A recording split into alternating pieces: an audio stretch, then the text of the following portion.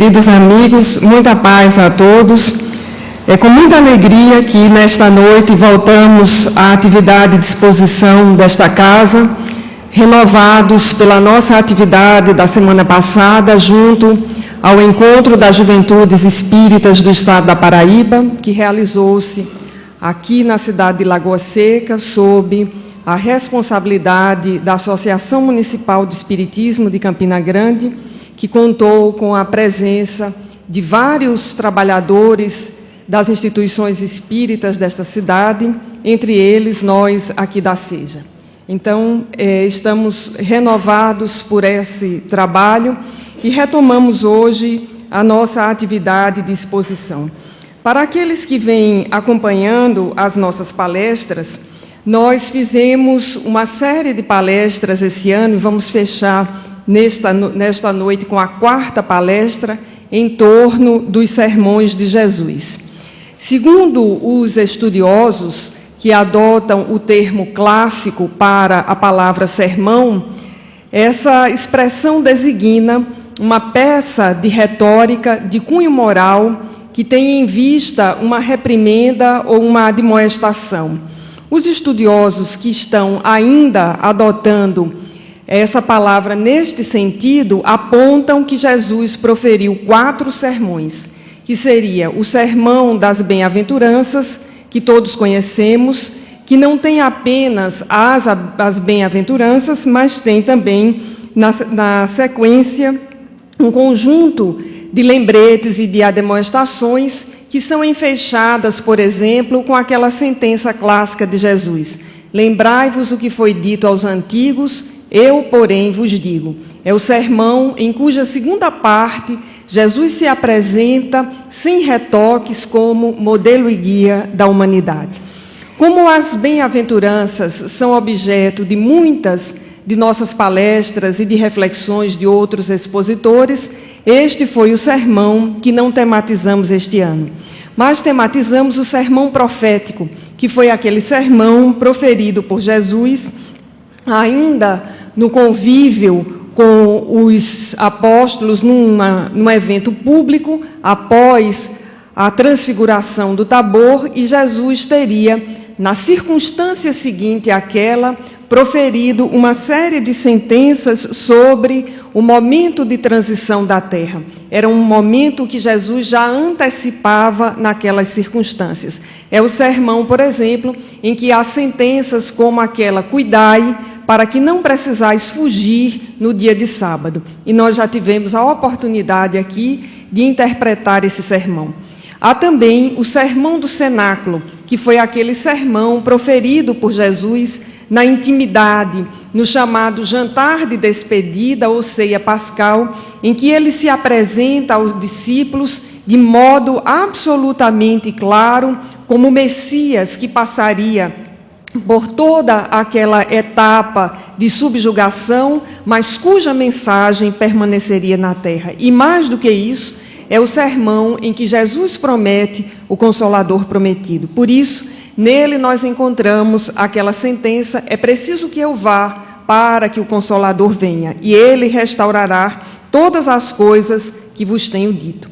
E nós fizemos, então, uma palestra sobre o sermão profético, outra sobre o sermão do cenáculo, fizemos uma sobre a estranha moral, que é um capítulo do Evangelho segundo o Espiritismo, cujas sentenças reunidas por Kardec se adequam bem aos 2 sentidos maiores desses 2 sermões que citamos. E hoje, para fechar esse conjunto de estudos, nós vamos apresentar algumas reflexões sobre o sermão dos ais.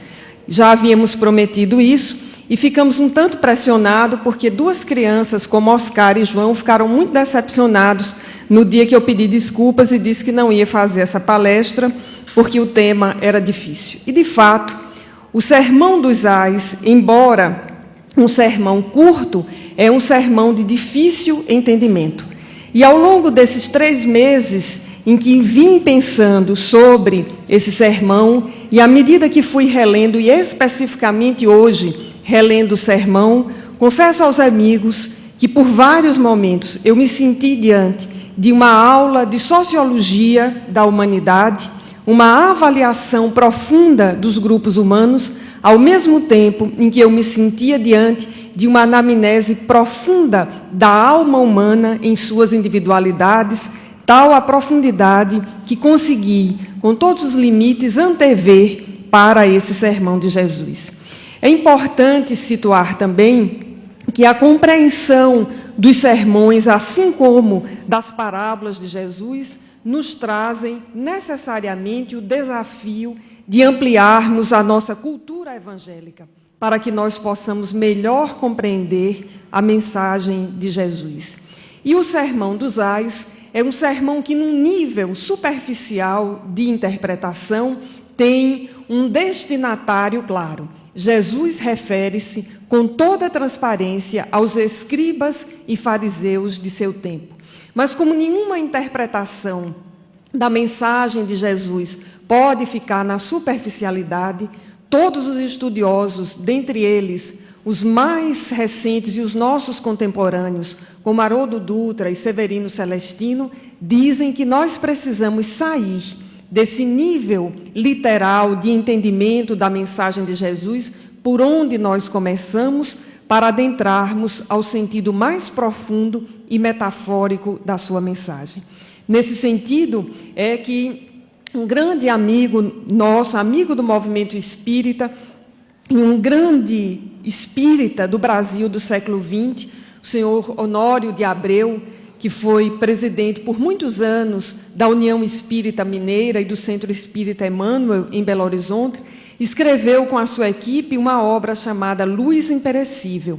E na introdução desta obra ele apresenta uma metodologia de estudo do Evangelho, das mensagens de Jesus. E lá, com muita clareza, ele diz que é necessário que nós passemos por esse nível inicial de compreensão do texto em português, do sentido literal da mensagem, recuperando quem são os personagens, onde se deu o fato, quando, quais eram os sentidos históricos ali consolidados, quais são as marcações históricas apresentadas, para que passemos, na sequência, aos sentidos mais profundos da mensagem de Jesus.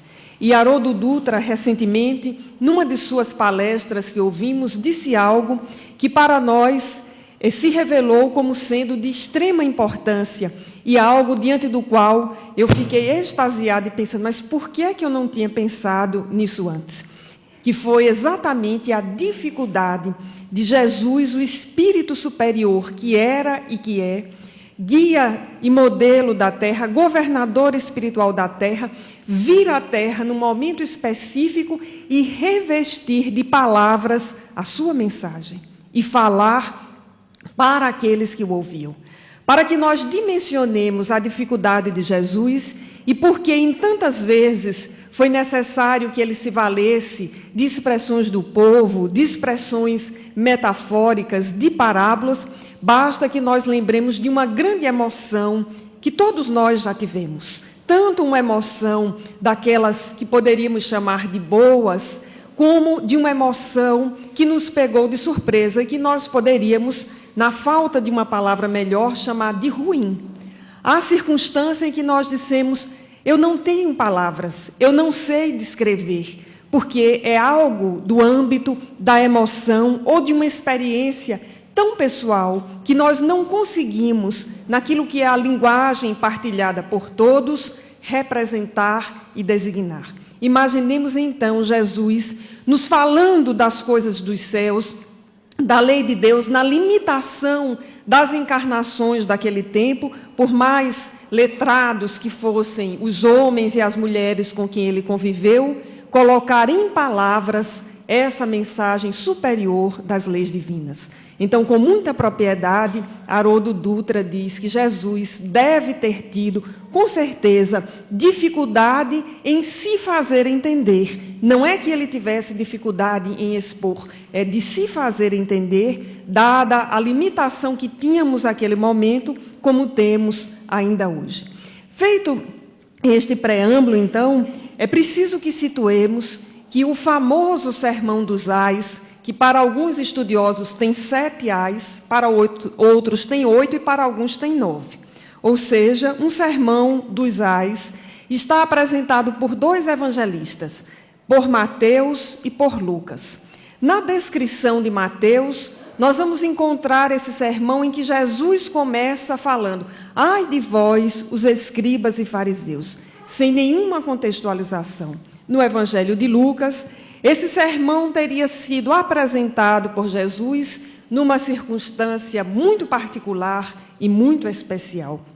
E, nesse sentido, a nossa apreciação por Lucas se reveste de muita admiração. Lucas vai dizer que Jesus teria proferido esse sermão na casa de um fariseu. E vejamos em que circunstância. Jesus teria sido convidado para jantar na casa daquele fariseu. Inicialmente, não tendo repetido os hábitos comuns exteriores dos fariseus ante a circunstância, ele teria sido advertido de que não tinha cumprido as suas práticas ou as práticas daquele povo, as abluções que naturalmente eram feitas com muitos rituais. Só para traduzir para o nosso tempo, era mais ou menos como se um de nós, ou melhor, para situar de forma ainda mais importante, como se Jesus tivesse sido chamado para um jantar à francesa, com os pratos devidamente colocados, os talheres para carne e para peixe, as taças para água e para vinho, colocadas no sentido em que elas deveriam supostamente ser usadas, e em vez de pegar o talher que convencionalmente fosse indicado para peixe, ele tivesse tomado o talher que é convencionalmente apontado para a carne. E, ao fazer isso, teria cometido aquilo que é tão comum nos sites de fofoca, teria cometido uma gafe, e, como tal, teria sido admoestado pelo dono da casa. É importante a gente trazer isso para imaginar o clima em que se deu esse sermão. Foi uma situação mais ou menos como essa. Um espírito dependente, um espírito que tivesse grandes conflitos, teria saído, no mínimo, daquele jantar com mais conflitos ainda. Teria se sentido envergonhado de não saber a convenção de que talher usar naquela circunstância. Mas Jesus, altivo, vai advertir, mais do que isso, vai admoestar os fariseus e os escribas na casa de um fariseu.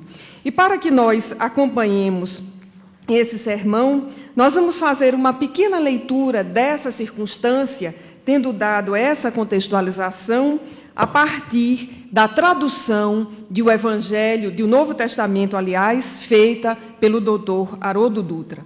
Então, a tradução vai nos dizer o seguinte: um fariseu pediu para que comesse com ele. Então, exatamente o convite feito a Jesus.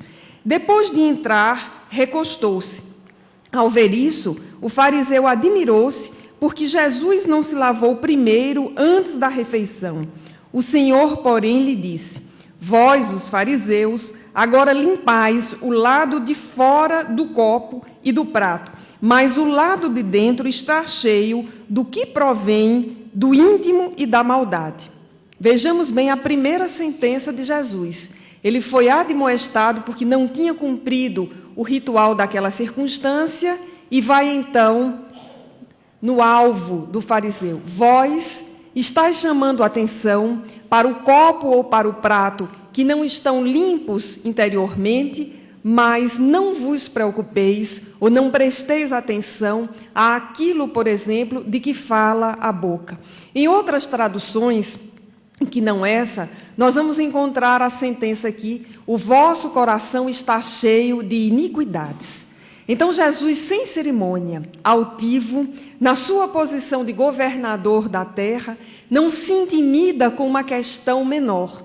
Ao contrário, desvela ali, na casa de um fariseu, a sua alma, que não era específica aqui no sentido figurado da palavra alma, daquele homem, mas eram os costumes desse grupo social, os fariseus. E quem eram os fariseus? Nós vamos encontrar no Evangelho segundo o Espiritismo, na sua introdução, Allan Kardec nos apresentando a definição de fariseus e nos dizendo que é importante reconhecer várias das definições para que nós possamos compreender a quem Jesus se dirigia. Os fariseus constituíam um importante grupo social que tinha lugar de destaque nos negócios políticos e nos negócios religiosos, porque o Estado de Israel, naquele tempo, ou o reino de Judá, era um Estado teocrático, portanto, as relações entre política, religião e economia estavam postas e entrelaçadas, e os fariseus, digamos, eram os articuladores desse entremeio, desse entrelace. E nos discursos de Jesus, eles vão ser constantemente apresentados como aqueles que têm uma aparência que é divergente da essência. Por isso, Joana de Ângeles, na sua obra, na série psicológica especificamente, vai nos chamar tanta atenção para a necessidade da coerência entre a essência e a aparência, ou das relações importantes entre o ser e o ter. E os fariseus exemplificavam muito bem o lado avesso dessa relação. Eles eram muito dados ao ter, mas não ao ser. Cuidavam extremamente do exterior, da aparência, de como se apresentavam, de que lugares eles estavam. Por isso, em uma outra circunstância, Jesus vai dizer àqueles que o escutavam: acautelai-vos do fermento dos fariseus. E aí nós não precisamos ter uma inteligência brilhante para entender a profundidade dessa frase. A nossa compreensão da mensagem de Jesus, à luz do Espiritismo, já nos revela que Jesus estava fazendo uma advertência de fundo e de fôlego: acautelai-vos do fermento dos fariseus. Porque o fermento, que é aquele ingrediente que leveda a massa, se não estiver em dia com o seu prazo de validade, vai azedar a massa e nada produzirá de bom. Do mesmo modo, quando nós nos envolvemos com emoções que não são as emoções superiores, quando nós nos envolvemos com um conjunto de práticas sociais, de costumes, que muitas vezes nós assimilamos porque estamos na Terra e não fazemos uma reflexão mais aprofundada sobre a nossa existência, e vamos repetindo preconceitos, vamos repetindo costumes, vamos assimilando formas de falar, posturas, hábitos, que são o fermento dos fariseus. E os nossos dias estão cheios de fermentos farisaicos que, se assimilados por nós, não vão levedar a massa conforme esperado, ou seja, não nos ajudarão a sair do patamar espiritual em que nos encontramos para um patamar de maior elevação e sintonia. Por isso, Jesus advertia: acautelai-vos do fermento dos fariseus. E na circunstância em que identificamos no Evangelho de Lucas, Jesus está, então, na casa de um fariseu e começa logo chamando a atenção, mais ou menos como se ele dissesse: vocês lustram a taça por fora, mas dentro há resto de suco, há resto da bebida anterior. Quem beberia num copo desses? Nenhum de nós, em sã consciência. Isso é uma metáfora da personalidade. No mundo em que nós vivemos, há um estímulo muito grande para a aparência exterior, determinadas ações, determinados discursos, determinados comportamentos que são dissonantes com a essência do ser. São aquelas criaturas que vivem uma dualidade, que têm todo o verniz, que conseguem se lustrar por fora, mas não conseguem reciclar as suas emoções, os seus hábitos mentais, nem as suas palavras. Com todo respeito, é algo mais ou menos parecido, se tivéssemos que exemplificar ainda mais uma vez, com a tentativa, por exemplo, de manutenção externa a todo custo da juventude. Tome plástica para cá, botox para lá, né? Preenche, tira, bota, mas dentro o coração está velho, 50, 60, 70 anos. O fígado é de 60 anos com 50 de alcoolismo. Então, por fora está perfeito, mas por dentro completamente bichado. É aquela situação de alguém, por exemplo, que sabe que o fumo, com todo respeito, produz um imenso mal ao nosso organismo nessa existência. E, sendo espírita, sabe mais ainda, é capaz de marcar o perispírito e, na próxima, voltarmos com um enfisema pulmonar sem nem fumar na próxima existência. Quantas pessoas nós conhecemos, e temos um amigo que já desencarnou e era um companheiro, aliás, continua sendo um companheiro da atividade espírita, que apresentou desde muito jovem nessa existência um quadro de enfisema pulmonar, sem nunca ter fumado nessa existência. Mas a retrospectiva das suas memórias apontam-no como um fumante inveterado em vidas anteriores, mesmo sabendo e depois de lúcido de quão mal o cigarro lhe fazia. É a mesma circunstância. Jesus usou a imagem do copo e do prato apenas para favorecer as mentes mais simples, para chamar a atenção dos que eram mais incautos e para nós outros deixar uma metáfora muito vigorosa de que se nós jamais comeríamos em pratos sujos com restos da refeição anterior, nós também, em termos de emoção, de palavras, de ideias que defendemos, não podemos estar por fora com um discurso muito bonito, mas interiormente mantendo os mesmos hábitos antigos. Aqueles hábitos sociais que, por vezes, muito comuns e exemplificam muito com a linguagem feminina, embora eu não concorde muito, mas vale a exemplificação aqui, dizem que os homens se encontram e dizem assim: ah, é, meu irmão, como é que você está? E conversam e tal, e quando sai, diz: mas olha que cara bacana, esse é decente. E as mulheres, quando se encontram: oi, querida, como vai? Tudo bem com você? E quando sai: já viu como está perua? Fez luzes de novo, fez lipo, tirou, namorou com não sei quem, deixou o marido. Dispensa os comentários, né? Então, é exatamente a superação desses hábitos, desses discursos, dessas atitudes que nós precisamos superar, porque nenhum de nós vai poder se apresentar como seguidor de Jesus sendo um copo lustrado por fora, mas com restos da refeição anterior por dentro. Daí porque o imenso desafio de todos nós que decidimos seguir a Jesus. E aí, num sentido mais aprofundado, somente deste primeiro ai, já que são 7, nós identificamos na sentença quando Jesus diz: os meus discípulos, aqueles que me seguem, colocam a mão na charrua e não olham mais para trás.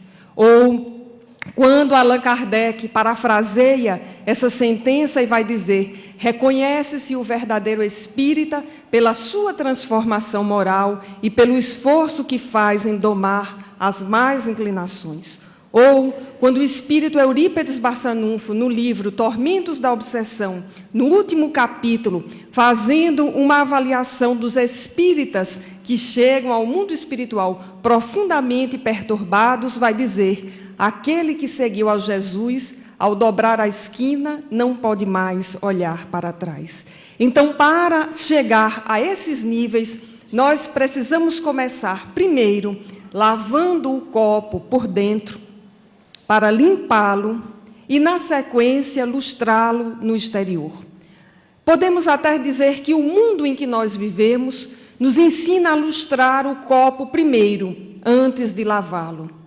E quando nós nos encontramos assim, nos dá, às vezes, um profundo sentimento de culpa.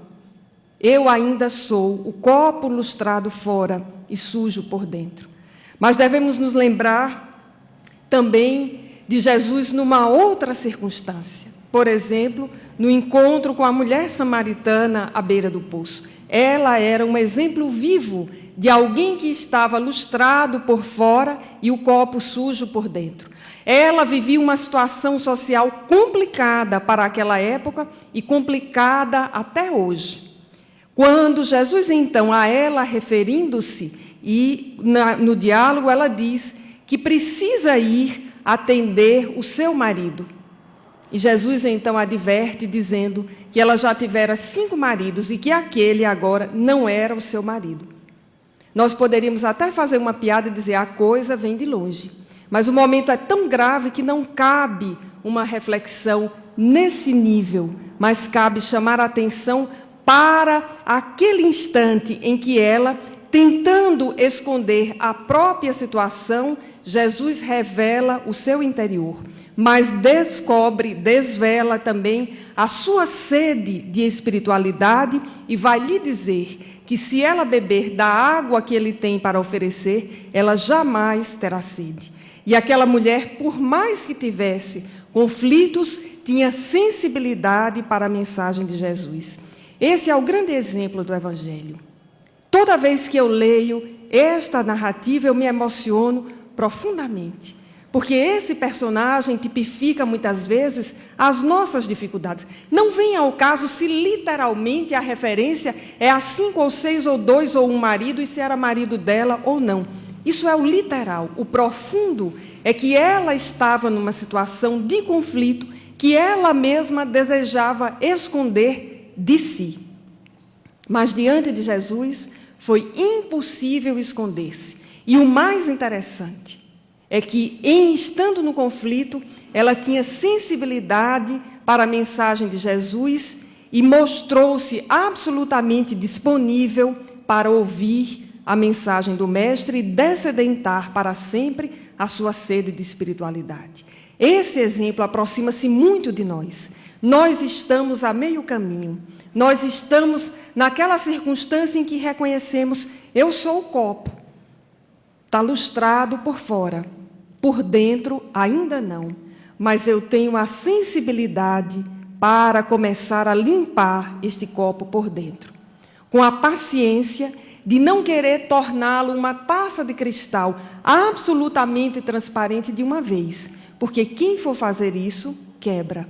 Do mesmo jeito que um cristal exige a leveza, a sutileza de uma lavagem que não pode ser com uma mão pesada, com uma bucha áspera, com um sabão que o deixe turvo, o nosso processo existencial exige essa delicadeza cirúrgica de nossa parte, escolhendo de cada vez um item para trabalhar. E esta recomendação é de Joana de Ângeles. Em sua obra psicológica, em vários dos seus livros, ela repete essa metodologia. Nós não modificamos o nosso conteúdo íntimo de uma hora para outra. Nós precisamos fazer isso aos poucos, elegendo inicialmente aqueles problemas que são mais fáceis de serem administrados no âmbito da nossa capacidade, das nossas habilidades. Porque o treinamento não pode começar imediatamente pelo nível mais profundo. Ele precisa começar pelo nível elementar. Num dos livros, Joana sugere, inclusive, que nós estabeleçamos um tempo, inicialmente 3 meses, para treinar um determinado hábito, um determinado comportamento que é, nesse instante, o espinho na nossa carne. É algo mais ou menos em que nós dissemos para nós mesmos, mas eu sou espírita e não consegui ainda. É então aquele que nós precisamos separar para trabalhar. E aí o exercício de otimismo, de que somos capazes de conseguir, o árduo exercício de mudança de hábito que precisa ser trabalhado. E para nós termos ideia de quão árduo é uma mudança de hábito, basta que nós nos lembremos de 2 coisas. Aquele regime que a gente promete começar toda segunda-feira. E a gente adora quando o domingo demora a passar. Porque a gente tem a desculpa de que é domingo. Doce, refrigerante, porque na segunda vai começar. E a gente começa na segunda de manhã no café. Na hora do almoço dá logo uma recaída. Ou tem um pedacinho de doce depois do almoço, ou a gente não se aguenta. E às vezes a gente faz aquele exercício, eu não vou comer. Às 3 da tarde a gente está quase numa crise de abstinência, né? Aí come um docinho, um brigadeiro, né, para manter ali em dia. O quão difícil é. Aí tem gente que está perfeitamente acostumado às dietas mais rigorosas. Não come manteiga, não toma refrigerante, não come chocolate, não bota nem adoçante no café. Quando a gente olha, diz, que espírito superior, né? Que a gente não chegou lá. É a mesma coisa, mudança de hábito. Estar diante de alguém que não é maledicente. Que espírito superior. Estar diante de alguém que é otimista. Que espírito superior. Estar diante de alguém que não sente ciúmes, embora a esposa, o marido, o namorado seja absolutamente lindo segundo os padrões atuais, e a pessoa não tem ciúme. Estar diante de alguém que não tem impulso para o consumismo. Que espírito superior. Alguém que é capaz de ir ao shopping e andar 2 horas e não comprar nada. Simplesmente, não porque não gostou, mas porque não precisa. Essas são as mudanças superficiais. As mais profundas, que são aquelas que nós identificamos nas nossas reflexões, às vezes nos embates mais difíceis da vida, com familiares, naqueles momentos de árdua aprovação, exigem muito mais de nós. Mas nós só conseguimos quando nós iniciamos o exercício de sair desse estágio mental de escribas e fariseus. Porque, metaforicamente, eles não representam um grupo social. Metaforicamente, escribas e fariseus representam um estado psicológico em que nós nos colocamos. Um estado psicológico que decorre do orgulho que nós cultivamos há milênios, da vaidade que nós cultivamos há milênios, e que nesse mundo que idolatra a ilha de Caras, estimula a nossa vaidade. Escribas e fariseus, todos nós somos. E diante de Jesus, nos dá exatamente esse receio. Jesus nos desvela como escribas e fariseus. E quando nós fazemos as exigências comuns, que muitas vezes no nosso diálogo com Jesus nós fazemos, a resposta metafórica do copo e do prato lustrados por fora nos lembra que ainda não estamos exatamente na condição de exigir, mas na condição de agir, de modificar. Esse é o grande sentido que nós encontramos espiritual e metafórico da expressão escribas e fariseus no Sermão dos Ais. No sentido literal, era um determinado grupo social, aliás, 2, porque os escribas eram diferentes dos fariseus socialmente, porque eram os que lidavam com toda a parte fiscal, contábil, mais ou menos como agentes da Receita Federal. Mas eles representam psicologicamente 2 estados ou 2 condições que nós estamos cultivando há muitas reencarnações. A posição de escriba, que é a de fiscalizador, como um agente da receita social ou da interação social. Nós fiscalizamos muito o outro. Nós não somos melhores porque o outro não deixa. É aquela posição da culpabilidade. Foi o outro, foi meu pai, foi minha mãe, foi meu esposo, foi meu filho, foi meu chefe, foi não sei quem que atravessou o trânsito na minha frente. Nós estamos na posição de escribas, fiscalizando as ações externas. O olhar, portanto, é para o outro e é um olhar para achar o erro no outro. Nunca é um olhar que se direciona para as nossas dificuldades. Por que é que nós agimos assim? Colocamos a culpa de chegarmos atrasados no trânsito, mas quem chega atrasado todo dia, o problema não é do trânsito. É porque não acorda mais cedo. É porque aperta a soneca do celular e continua dormindo, que é um problema pessoal que eu tenho. Sempre chego atrasado de manhã, mas o problema eu já sei. Não é do trânsito, é porque eu não consigo acordar cedo. Não adianta culpar, porque se eu acordasse mais cedo, conseguisse acordar, eu iria. Joana de Ângeles nos adverte a respeito disso, que 5 minutos fazem uma diferença enorme em nossa vida. São os 5 minutos da prece.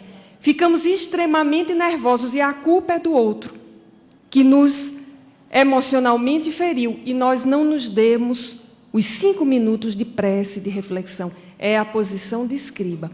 E a posição de fariseu é aquela posição psicológica em que nós nos achamos superiores a todos os demais. Por isso, nos achamos em condição de recriminar o outro. E o fariseu levou isso, no sentido literal, a um ponto tão intenso que, sem se dar conta de quem era Jesus, recriminou Jesus.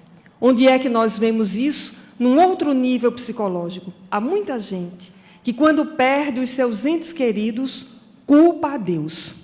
Deus me escolheu para levar de mim o meu filho. É a posição farisaica. Como se os filhos, com todo respeito aos que são pais e mães, fossem nossos. São tesouros que nós estamos convocados a administrar. Portanto, quando compete àquele que nos doou, a nossa posição de fiéis depositários se encerra. Nós estamos na posição de fariseus quando nós pedimos conta, por exemplo, à providência divina, da doença que nos chega, da dificuldade que nos cerca. Mas por que eu? Comparando, é a mesma coisa que o fariseu disse a Jesus: você não lavou as mãos. Nós estamos pedindo conta e nos achando superiores e na condição de reclamar. E a vida, então, vai nos responder dizendo que aquele instante é a hora em que nós devemos inverter o copo na direção da água que jorra da torneira, ou seja, invertermos a nossa vida na direção do chamamento que as ações da nossa existência faz para conosco e acolhermos a doença, a dificuldade, o revés financeiro, a situação de surpresa que nos colhe, para começarmos a lustrar o copo por dentro. Metaforicamente, esse é o sentido. E aí sairmos, sim, dessa posição de escribas e de fariseus que nos acompanha há tantas existências. É por isso que esse sermão é tão profundo, porque ele está falando daquilo que Joana de Ângeles chama das nossas subpersonalidades, ou seja, daquelas que nós cultivamos ao longo da nossa evolução. Não é o fato de, historicamente, há 2.000 anos, 2.200 anos, um grupo social ter sido fariseu ou escriba. Isso foi um momento histórico, circunscrito. O problemático foi, ao longo desses 2.000 e poucos anos, nós termos cultivado essas personalidades. Que Jesus, em inúmeras circunstâncias, e não apenas nesse sermão, vai advertir. Há uma circunstância extraordinária em que Jesus chama a atenção dos fariseus, especificamente de um subgrupo dos publicanos, que também representa, no sentido metafórico, um tipo de personalidade. É aquela circunstância dos 2 homens que foram orar no templo. E nós usamos muito essa historinha nas aulas da evangelização para ensinar os meninos a fazerem a prece. Que a prece não é apenas aquela que sai dos lábios, mas é a que sai do coração. A prece é o momento em que nós nos encontramos conosco mesmo e que precisamos, de fato, como diz o Livro dos Espíritos, louvar, agradecer e pedir. A nossa inclinação ainda é de pedir, agradecer algumas vezes e louvar nunca.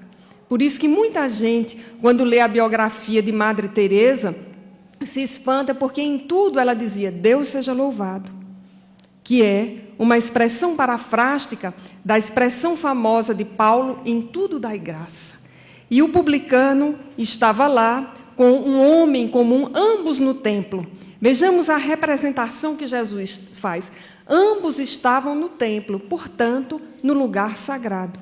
E no lugar sagrado, diante da representação de divindade que todos temos, nós somos iguais. E o que ocorria? O homem comum, aquele homem do povo, orava de olhos fechados, em voz baixa, e o publicano então fazia conta, bradando quem ele era, que não era como os homens normais, que roubavam, que adulteravam, e não era, sobretudo, como aquele publicano que ali estava, que jejuava 2 vezes por semana, que dava o dízimo.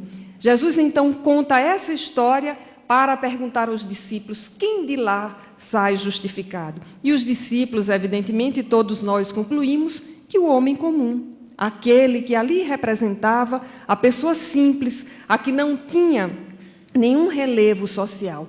Todavia, do ponto de vista das emoções, ali estavam duas criaturas que representavam uma antítese.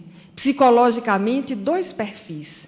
Aquele que reconhece as suas limitações e que a sua ida ao templo é um processo de reconciliação consigo e de sintonia com a espiritualidade, de reconhecimento das suas limitações e, ao mesmo tempo, de desafio ao prosseguimento, ainda que as suas limitações. É aquele que entende que precisa começar a limpar o copo por dentro, a partir dessa etapa da sua vida.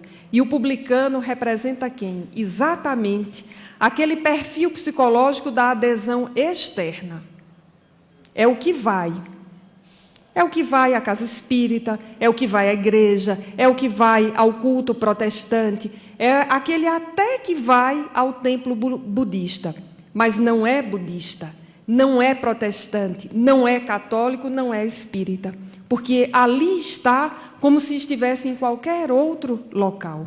E muitas vezes, como espíritas, nós fazemos muito isso. Eu vou no centro 2 vezes por semana, assisto a palestra, tomo passe e água fluidificada. Ou seja, fiz a cota, né? Cumpri a meta mínima. Mas além de ir 2 vezes por semana, tomar passe e água fluidificada, eu ainda contribuo com o departamento de promoção social. Importante, mas ainda pouco. Não do ponto de vista financeiro, mas das relações interpessoais. Porque há uma diferença enorme entre solidariedade, filantropia e caridade, que são 3 etapas, aliás, 2 etapas que precedem um grande processo de verticalização em nossas vidas. Solidários, nós todos somos. Somos até solidários por moda. Acontece, por exemplo, uma grande seca, uma inundação, uma determinada população que nós nem conhecemos, fica a míngua, fica a rua, nós vamos lá, nós contribuímos, mandamos leite, água mineral, roupa. Na última enchente no estado de Alagoas, a Diocese de Campina Grande recolheu tanta roupa e tanto calçado, e mandou tanta roupa e tanto calçado para a Diocese de Palmeiras dos Índios, que a Diocese de lá devolveu. Eita, povo solidário, não é? Foi tanto que eles devolveram, eles ficaram sem nada. Não ficou uma casa inteira, mas chegou tanta coisa que eles devolveram. E depois a Diocese nos chamou para dividir com as instituições religiosas de Campina Grande o que tinha voltado. É solidariedade por moda, importante, absolutamente decisiva. Filantropia é um outro nível, e tem filantropia de vários níveis. Há aquele que contribui, quando ele reconhece, é importante contribuir com a instituição espírita, com o departamento de promoção humana, é importante contribuir, por exemplo, com o Hospital da FAP, que passa inúmeras dificuldades, com o Hospital Laureano, em João Pessoa, que presta um serviço ao Estado. E há aquela filantropia tipo Bill Gates. 90% da fortuna para a Fundação Bill e Melinda Gates, que atendem a meninos mutilados na África, e 10% da fortuna para dividir entre os 3 filhos. Está certo que 3,33 da fortuna de Bill Gates é muito dinheiro, mas é filantropia de fôlego, ensinando aos filhos que ninguém se torna milionário de um dia para outro. E há a caridade, aquela que se doa, aquela que vai acolher o doente, aquela que pode, às vezes, acolher o doente comprando o remédio, agasalhando o que está com frio, mas pode, sobretudo, acolher com o ouvido atento para acolher a lista das lamentações. Há a caridade daqueles que se doaram em vida à humanidade. Esse é o nível mais profundo. Vicente de Paulo, Madre Teresa, Irmã Dulce, Chico Xavier, Divaldo Franco. É para esse patamar que nós devemos rumar. Por vezes estamos ainda na solidariedade da moda, alguns num ou noutro estágio da filantropia, mas todos nós precisamos caminhar para a caridade, que é esse nível profundo, que era o nível que aquele publicano que estava orando não reconhecia e que Jesus chamava a atenção de que esse perfil psicológico não é o perfil psicológico dos discípulos que os seguem. Portanto, meus irmãos, ai de nós profundamente, que em conhecendo tudo isso, fizermos ouvidos moucos a esse processo inadiável, intransferível e absolutamente pessoal de renovação das nossas emoções, dos nossos hábitos mentais, dos nossos hábitos discursivos, que são as matrizes das nossas ações. Para nós, com certeza, e sem me excluir e me incluindo na citação, haverá prantos e ranger de dentes, porque nós teremos desperdiçado o tesouro mais valioso das nossas existências. Os relatos da literatura espírita nos dão conta, na obra de André Luiz, e especificamente em Tormentos da Obsessão, de Manuel Filomeno de Miranda, de muitos espíritos espíritas que estão no mundo espiritual em condição lamentável. Nós somos ainda fariseus e escribas de outros tempos. Portanto, ai de nós. Jesus nos advertiu para que nós pudéssemos sair desse estado psicológico e nos tornarmos os seus discípulos, aqueles que, no sentido metafórico da expressão, como avaliamos na palestra da estranha moral, haverão de abandonar pai, mãe e filhos, ou seja, haverão de romper com esses comportamentos constritores para que possam, em profundidade, vencerem as más inclinações e se reformarem intimamente. Dos 7 ais, comentamos apenas um, por isso, recomendamos a todos o Evangelho de Lucas, capítulo 11, do versículo 37 ao 54, para que possamos entender a profundidade desse sermão de Jesus que fala aos nossos tempos. Muita paz a todos.